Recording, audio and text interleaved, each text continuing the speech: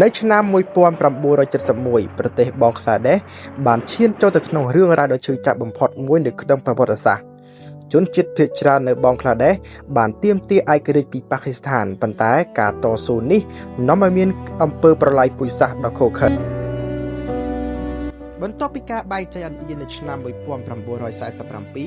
ប្រទេសប៉ាគីស្ថានត្រូវបានបែកចែកពាក់កណ្ដាលលិចពាក់កណ្ដាលខាងកើត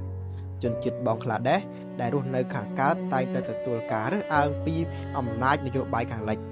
ការបដិសេធភាសានិងសិទ្ធិស្មើគ្នាបានជះឥទ្ធិពលដល់ការកើតមានចលនាឯករាជ្យ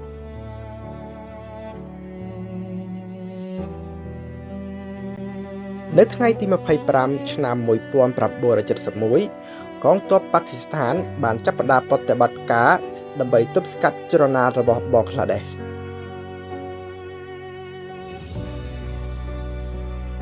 ការវាយប្រហារនេះ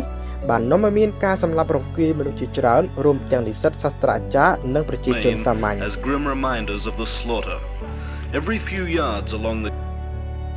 អំឡុងសង្គ្រាមប្រហែល8ខែមានមនុស្សចំនួនចាប់ពី3លាននាក់ត្រូវបានសម្លាប់និងស្ត្រីជាច្រើនសែននាក់ត្រូវបានរំលោភ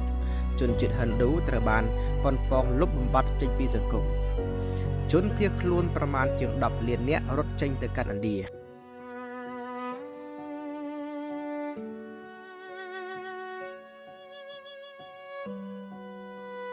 ប្រទេសជាច្រើនបានលើកស្ទួយបង់ក្លាដេស